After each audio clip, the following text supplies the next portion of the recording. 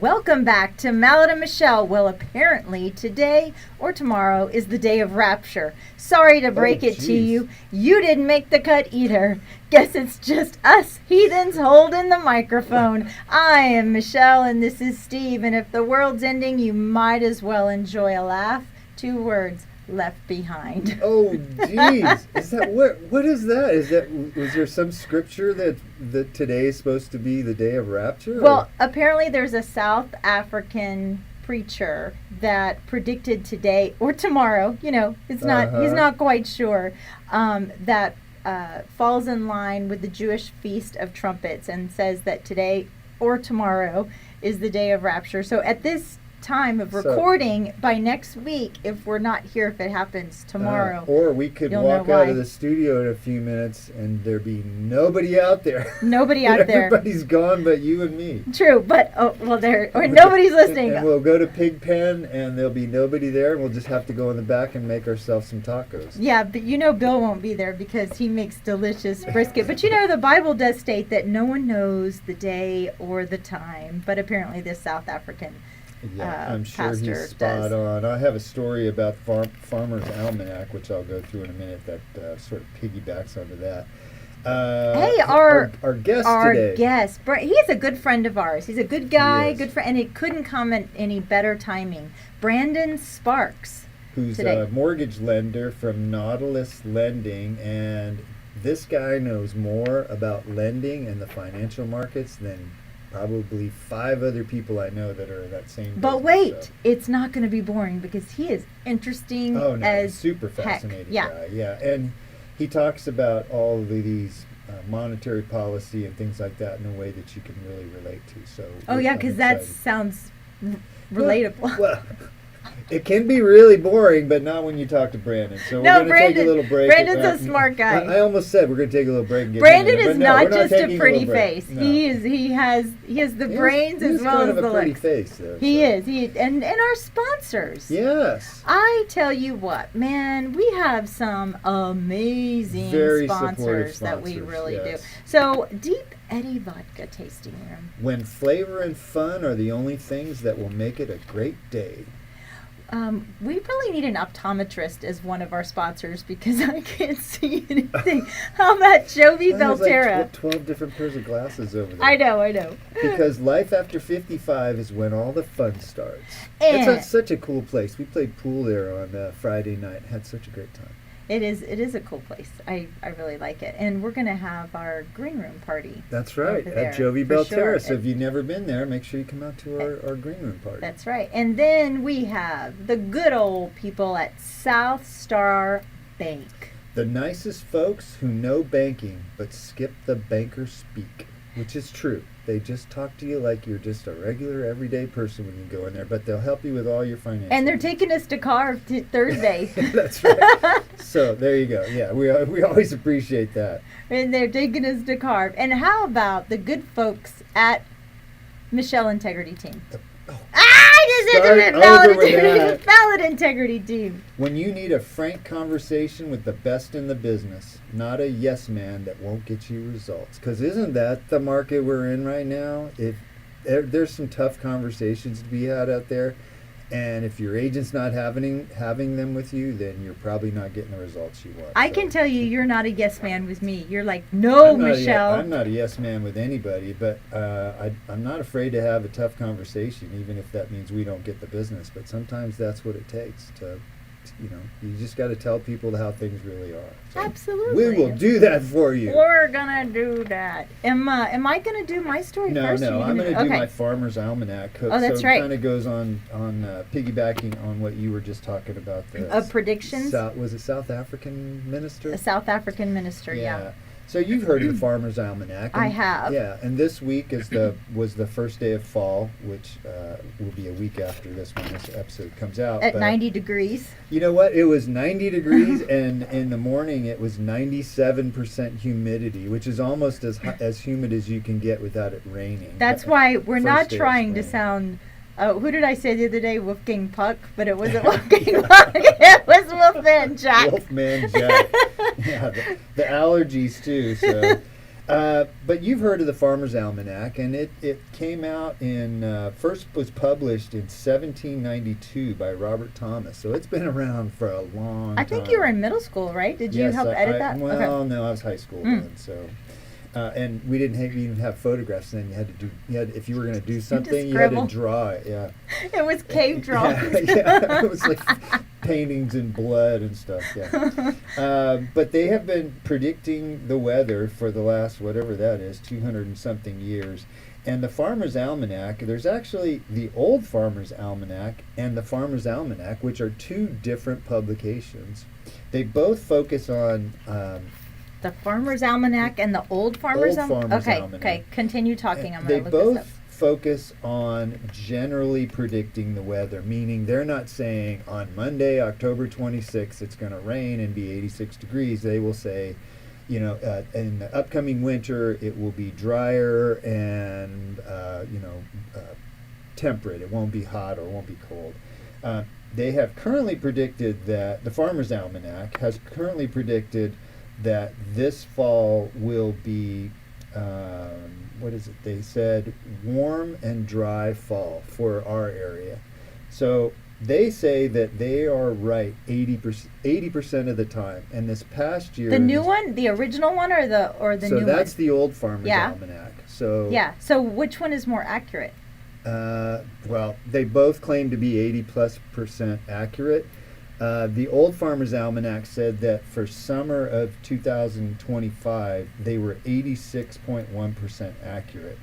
But the University of Illinois did a 5-year study on the Farmer's Almanac and found that it actually was only right 52% of the time, which is basically the equivalent of flipping the coin. Okay, is it going to be hot? Is it going to be cold? You flip the coin and you're going to be right 50% of the time. That's what, it's funny, Todd says that, maybe I'm a Farmer's Almanac. Todd said, after 30-something years of marriage, he goes, Michelle's right about 52% of the time, so I might as well just not argue with the other 48. Might as well not. You're going to lose anyway. I'm a Farmer's Almanac. Even if she's only right 10% of the time, you're still going to lose all the time. So, but anyway, the Farmer's Almanac has been used for a long time for people that are planting gardens in their backyard or small farmers and things like that to predict the weather. They're saying that Halloween this year could be wet in the morning and then drying out in the afternoon, so the trick-or-treaters won't get rained on. Let's see if that's true or not. Well, I turn all the lights off and I hide in the backyard. I know. Well, luckily in the neighborhood, see, you know where I'm coming from. We're in a neighborhood, we don't have a lot of kids, so they don't come and knock on our door. But if they did, I would do the same thing. I'd sit out on the back porch with all the lights off until I didn't hear any more knocking. I took down 12 Halloween boxes from the attic, and I gave 2 to my neighbor, and I kept 2, and I gave the rest to Kendall, and I decorated while they were at dinner. Oh, is that and right? Jacob goes, that's a lot of stuff that you decorated. I have one more public service. You just reminded me. Oh, yeah. Have you driven by any of the houses that have those giant freaking plastic spiders in the front yard? They're like or 7 skeletons? feet. No, not the skeletons. I don't care about the skeletons. Are you afraid of a little spider? When you are, I don't know what's happened as I've gotten older. I was running yesterday, and there was one of those 7-foot black widow spiders in somebody's front yard. It's pitch black, nobody out there.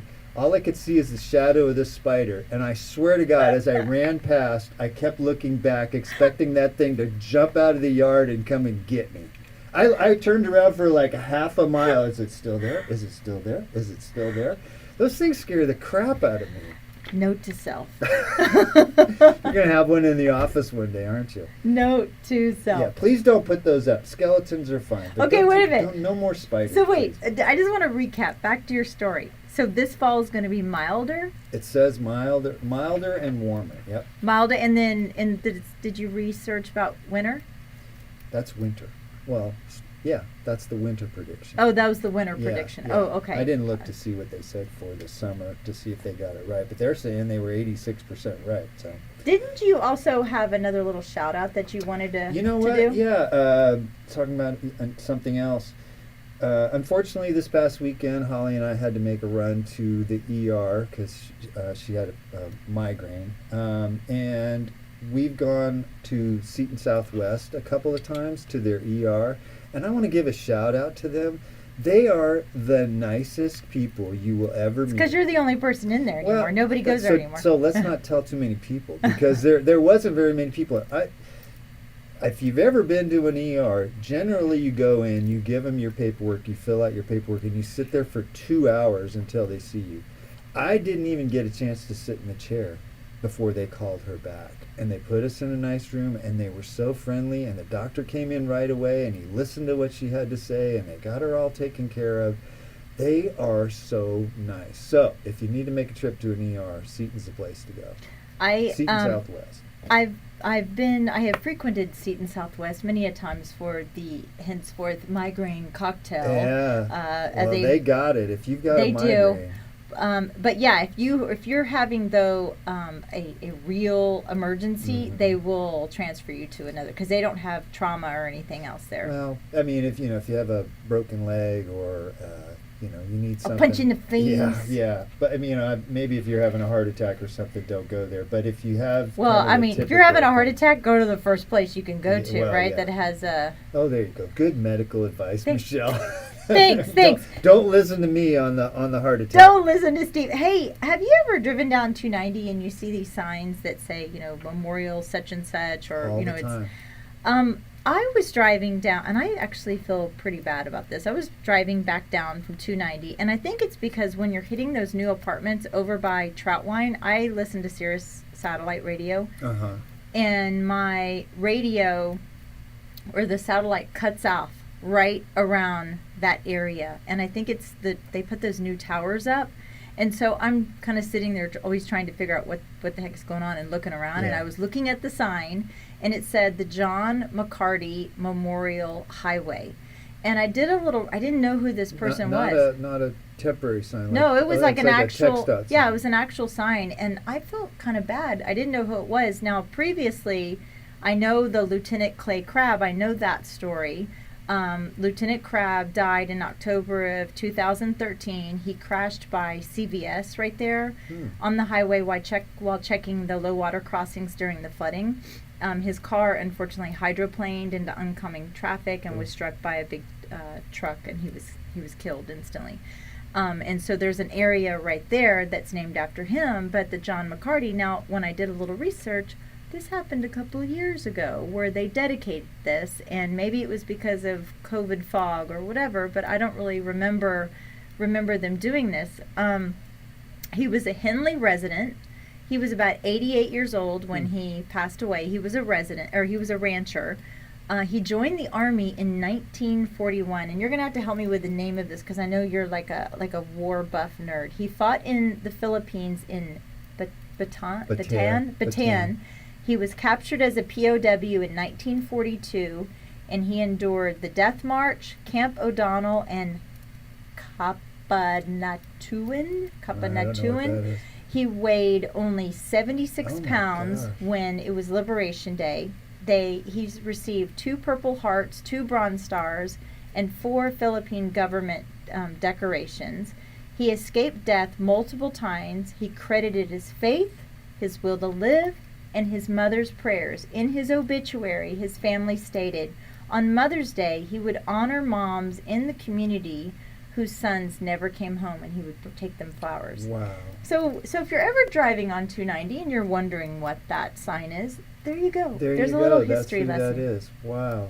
And they've written books and made movies about guys that went through that. There was the one, the guy that was he was going to be an Olympic runner, and he was taken prisoner. Oh, yeah. They made a great movie about it. I can't remember his name. I can't remember. Louis something. But yeah, wow. So yeah, when you drive by that sign, now you know, and you can be thankful for somebody that fought for our country. Before we went on air, you and I were talking about like memory losses and how we don't remember anything. As I'm reading the story, I have this flashback to us sitting in our old closet studio, me telling this exact story. I bet you I did in like right around the time this happened. Well, we have a bunch of new listeners. Yeah, so you don't. So we'll get away with it. Yeah, we will. We'll get away with it. But yeah, I think just in case you're driving around, that's who Lieutenant Clay Lieutenant Clay Crabb was, and John McCarty Memorial Highway. That's cool.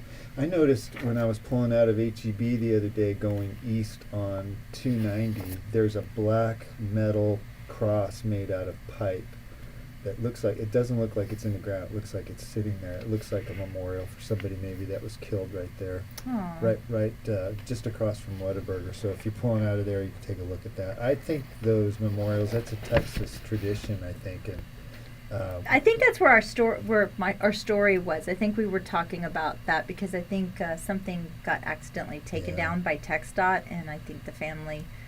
Yeah. So. I remember you might remember this, Sammy and Bob. Yes. This was like, 20 years ago. They had a woman call into the show and she said, I'm from California and we don't allow that trash on the side of the road. And Bob said, ma'am, respectfully, you should move back to California. So, do you remember that when that happened? Yeah. That was created quite the hubbub. But real quick, I got a fast story.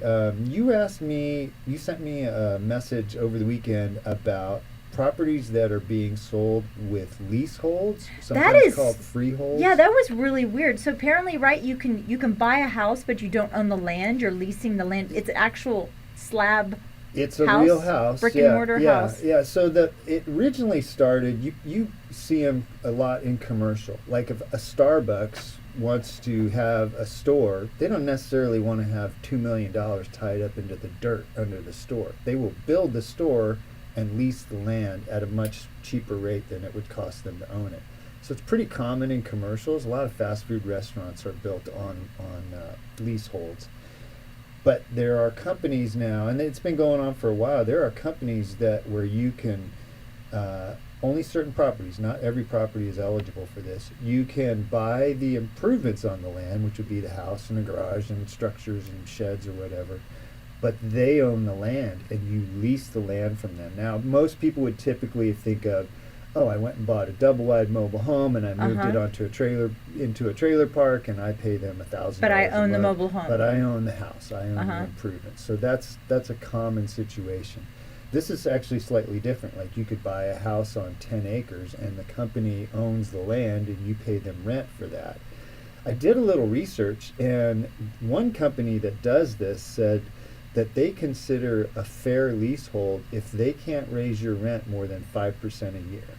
And so ran some numbers and say you buy your house and they rent you the land for $2,000 a year. If you raise that a minimum of 5%, in 10 years your lease rate is over $3,200 a month. Just for the land. Just for the land. And you never ever own it.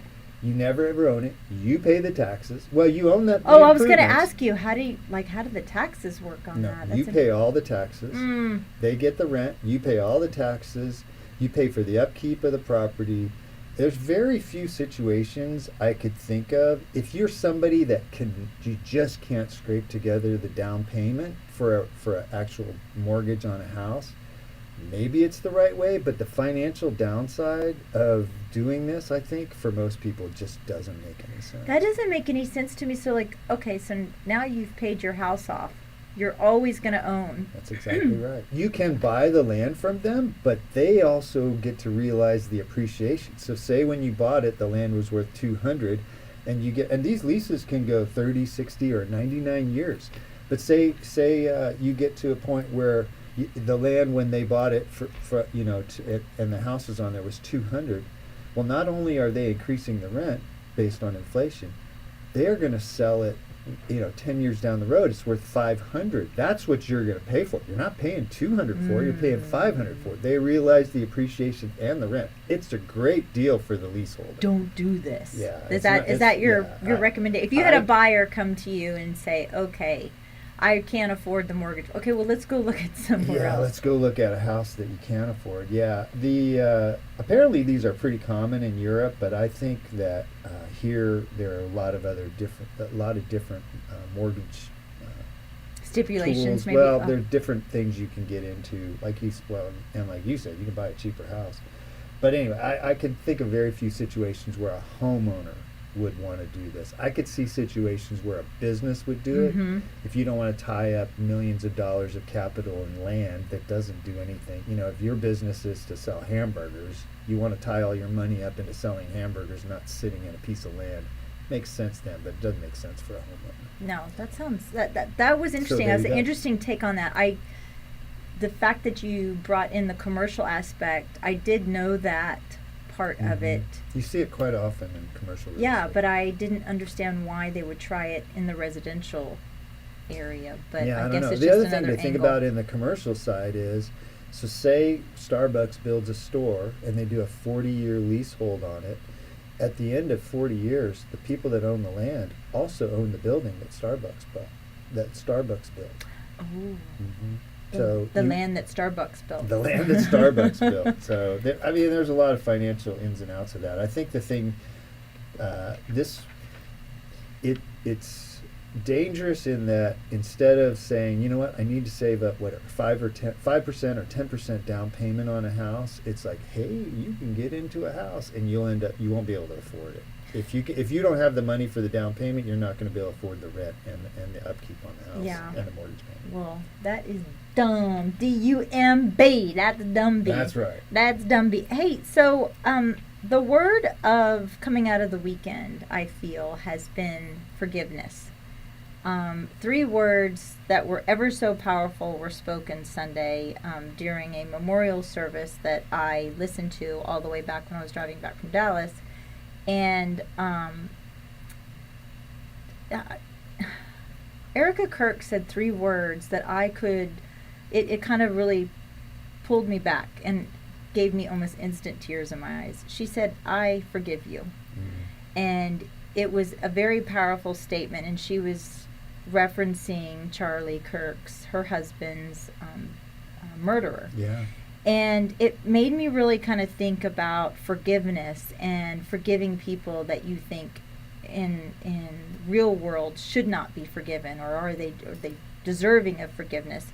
When my father died, gosh, maybe 12 years ago, my father and I, we had a very complicated relationship. Yeah, very, I've very known complicated. And I loved my dad, but when my dad died, when I was driving back, I said I had to learn to accept the apology I was never going to get. And I had to do that for myself. I didn't have to do that for him.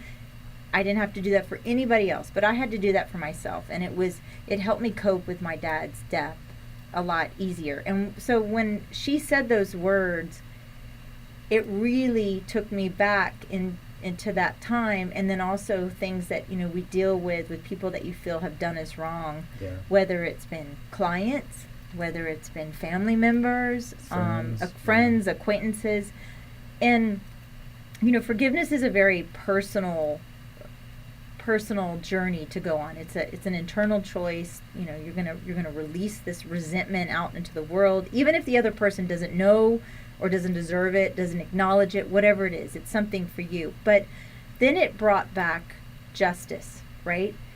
The justice aspect of it.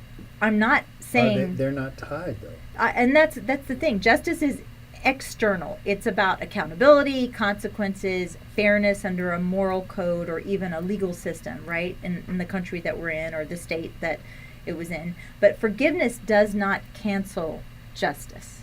That's right. Right? It doesn't do. And justice, when I was really looking into it, justice looks backward and forgiveness looks forward. Oh. To me, that was really powerful to that kind is- of put I've that never into thought a about package. that way. Yeah, that is. Wow.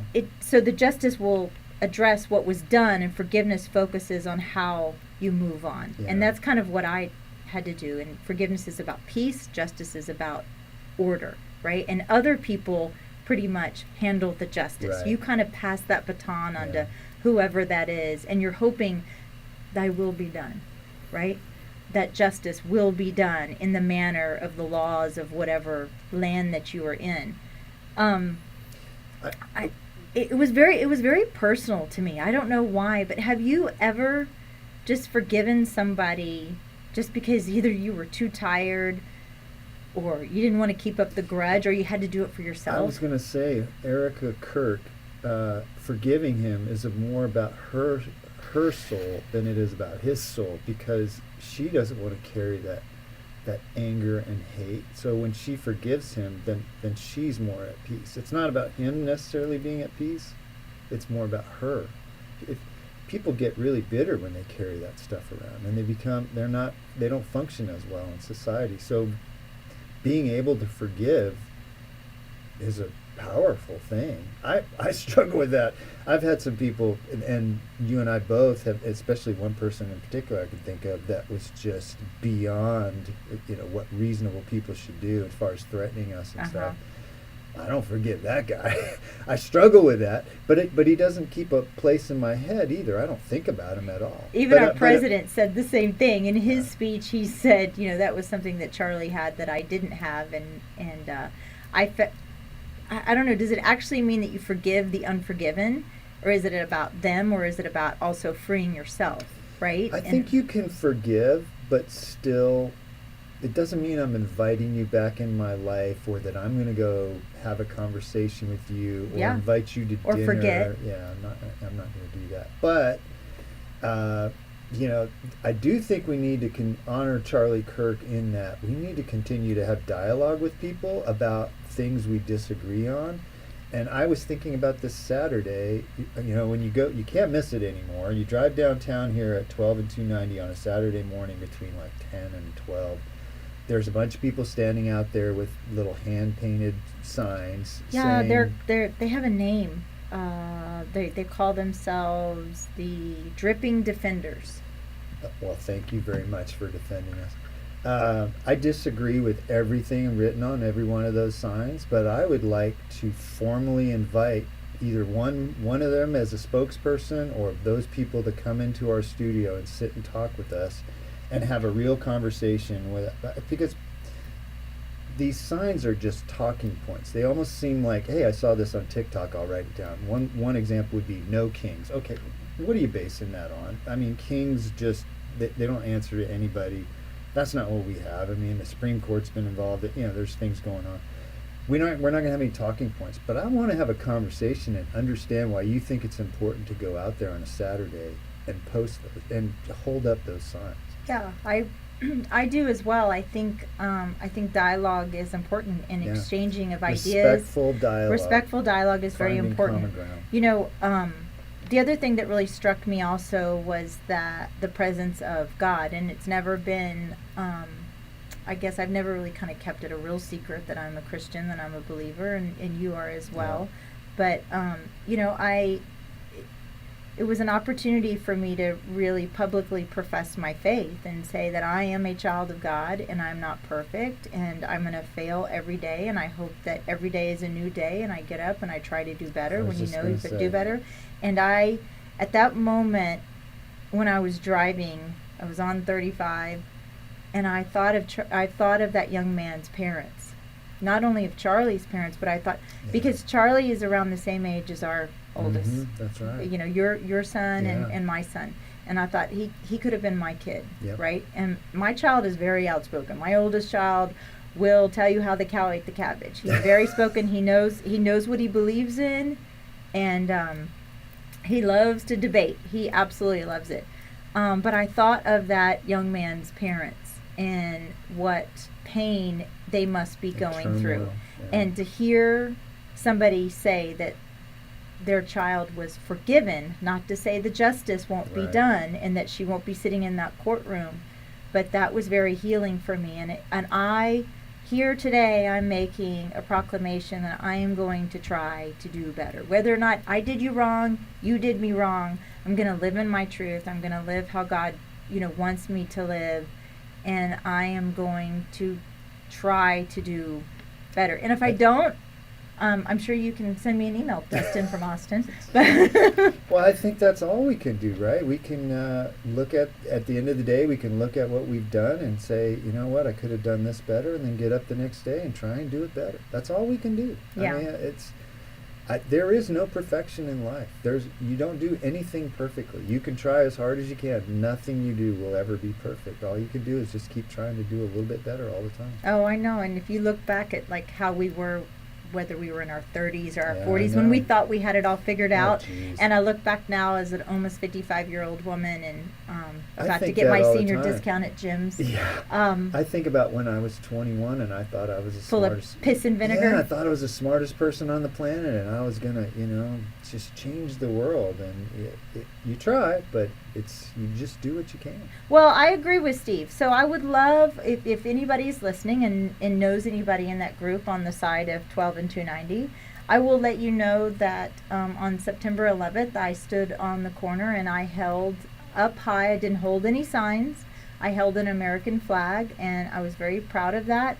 And I got more honks than I got flip-offs. But did you get some flip-offs? Yeah, I got a couple of flip-offs. Yes, One in particular in a gray Jaguar license plate number. Right. I would never flip those people off. I might shake my head, but I mean, they have the right to stand out there and do that, even though we disagree. But I think if they're looking to make a meaningful difference, we have a platform for it. And if you listen to a couple of our previous episodes, you can see we've had people on that we don't agree with a lot of the positions that they have. But we respect them. We respect them and we treat them kindly. And so if you'd like to come on, I would welcome having a conversation about your point of view about these things going on in the world. Absolutely. And reach out to us at, I think it's Mallett and Michelle at gmail.com. Yeah, Mallett and Michelle at gmail.com, or you can go on to our podcast website at mallettandmichelle.com, and there is a link. No, it's Mallett and Michelle on DS. Oh, I'm sorry. Mallett and Michelle on DS.com. And there's right up in the top right-hand corner, there's a contact button, and you can email us. And we always love hearing from our listeners. Well, let's get Brandon Sparks on here. I know this conversation has been a little heavy, and but no, I appreciate you. We had just another little side note. We had a statement that we were going to read, and I really thought about it long and hard, and I haven't pursued it because we talked about it last week, and I felt I didn't want to drudge up old things, and I felt like by you and I talking about it, I felt like that was our statement. It made a big difference for me, just to be able to publicly say what our position was on it and how it made us feel. Yeah, we didn't have to make this big formal announcement and press release and everything else, but so thank you. Yes, thank you, Michelle. And we're going to take a little break and get Brandon Sparks from Nautilus Lending in here. So hang on, sit tight. We'll be right back. All right. So thank you, everybody. I am going to turn off the because I don't know how to do it. He doesn't know how to do it. But look at all these people.